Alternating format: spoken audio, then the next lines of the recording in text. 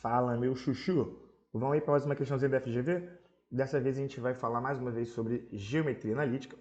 E se você está curtindo aí os vídeos que estão saindo no canal, não deixa de se inscrever para acompanhar o que vai estar sendo essa semana. Tem muita coisa boa vindo por aí.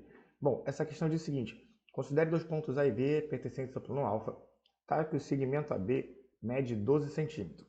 O número de pontos C pertencentes ao plano alfa, tá? Que ABC seja um triângulo retângulo de área igual a 24 centímetros quadrados é. Galera, vamos lá macetar essa questão com o plano cartesiano? Eu digo isso porque o plano cartesiano ele é um plano ortogonal, né? Os eixos x e y eles são perpendiculares. Isso ajuda muito a gente, porque se a gente considerar aqui, ó, que temos um ponto A, 0, 0, na origem, né? E vamos dizer que aqui a gente tem um ponto B, de forma que esse ponto seja o ponto 12, 0. Isso já garante que a distância entre os pontos A e B seja 12, concorda? E daí, se a gente considerar essas duas retas, seria basicamente a reta y igual a 4 e a reta y igual a menos 4. São duas retas constantes aí. Qualquer pontinho que a gente pegar aqui dessa reta, sei lá, vamos dizer que aqui a gente tem um ponto C hipotético, tá? Um ponto C hipotético aqui vai garantir que esse triângulo tenha base 12 e altura 4. A mesma coisa acontece aqui para baixo. Se pegarmos um ponto C aqui embaixo, esse triângulo ABC vai continuar sendo um triângulo de base 12 e altura 4, tá? E como a área do triângulo é base vezes altura sobre 2, 12 vezes 4 sobre 2 vai bater a área 24. Bom, esse é o primeiro conceito que a gente tem que comentar nessa questão, tá? Mas ele não é o único. Por quê? Porque não basta com que a área seja 24 centímetros quadrados. O triângulo também precisa ser retângulo. Então eu vou começar aqui considerando um ponto C, que seria o ponto 0,4. Por que eu estou começando a considerar esse ponto? Porque nesse caso aqui, esse triângulo ele seria retângulo aqui em A, tudo bem? Então, já temos aqui uma opção, ó, ele sendo retângulo em A.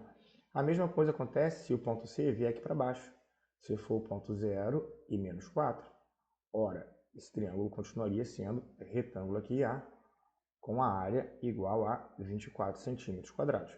A mesma coisa, gente, vai acontecer para o B, tá? A gente passa a ter um ponto aqui em cima para o B e um ponto na parte de baixo para o B também. Então, temos aqui um ponto C, 12, 4, e esse mesmo ponto C poderia estar aqui, 12 menos 4. Em outras palavras, nesse cenário aqui, a gente tem duas opções para esse triângulo ser retângulo em A e duas opções para esse triângulo ser retângulo em B. Tudo bem? Então, já temos aqui 4 opções, certo? Ótimo. Vamos agora considerar quais são as possibilidades para esse cara ser retângulo em C. Porque, vamos lá, vamos dizer que seja um ponto C qualquer aqui dessa reta, tá? De modo que esse ponto C seja o ponto com valor de x desconhecido, mas que a ordenada desse cara seja 4, né? E se a gente está considerando que esse cara ele é retângulo em C, o que isso quer dizer? Quer dizer que vale para cá o teorema de Pitágoras. Olha, essa medidazinha aqui seria a distância de B até C, enquanto essa outra medidazinha seria a distância de A até C. De A até B, a gente sabe que é 12. Aplicando, então, o teorema de Pitágoras, passamos a ter esse cenário.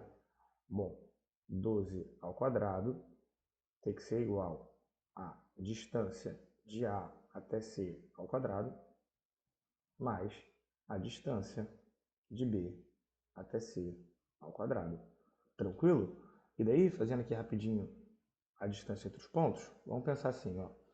A distância entre AC ao quadrado é igual ao quadrado da variação de x mais o quadrado da variação de y. Concorda?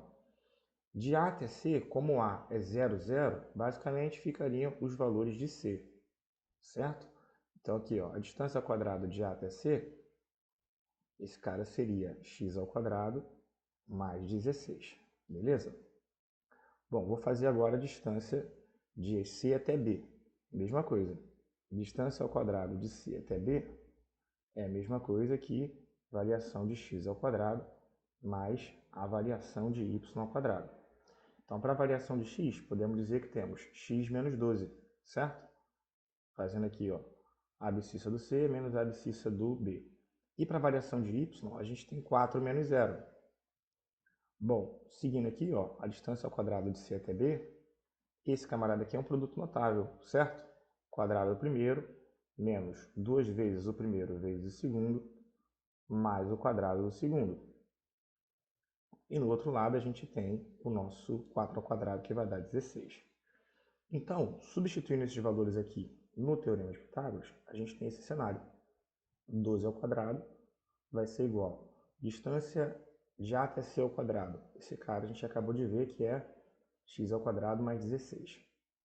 Mais distância de B até C ao quadrado. Esse cara a gente acabou de ver que é x ao quadrado menos 24x mais 12 ao quadrado mais 16. Por que eu não fiz essa potência aí do 12, tá? Porque é perda de tempo.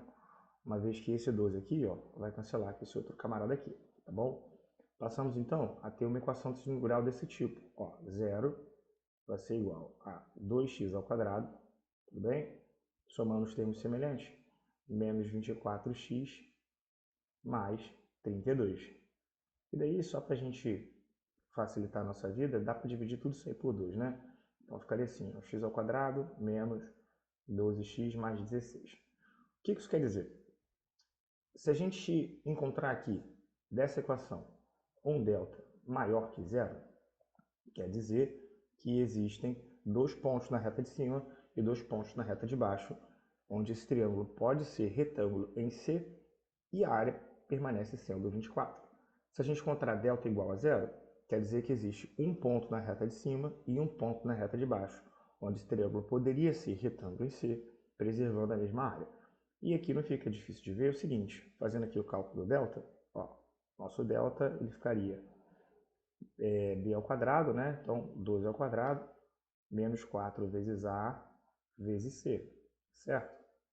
Então esse cara ficaria assim, ó, delta igual a 144, menos 4 vezes 16, 64, não é isso? Chegamos então à conclusão de que o delta tem que ser igual a 80. Então olha lá, isso quer dizer o seguinte, vão ter 2 pontos para C aqui em cima, nessa reta, que vão dar 2 raízes diferentes, e a mesma coisa aconteceria para a reta de baixo, teriam 2 pontos aqui para a reta de baixo também. Então a gente tem 4 opções, considerando ser retângulo em A e em B, mais 4 opções, considerando que ele pode ser retângulo em C também. Isso gera para a gente um total de 8 opções. E essa é a nossa resposta final. Tranquilo, galera? Não esquece de se inscrever aí no canal não e tamo junto. Até a próxima.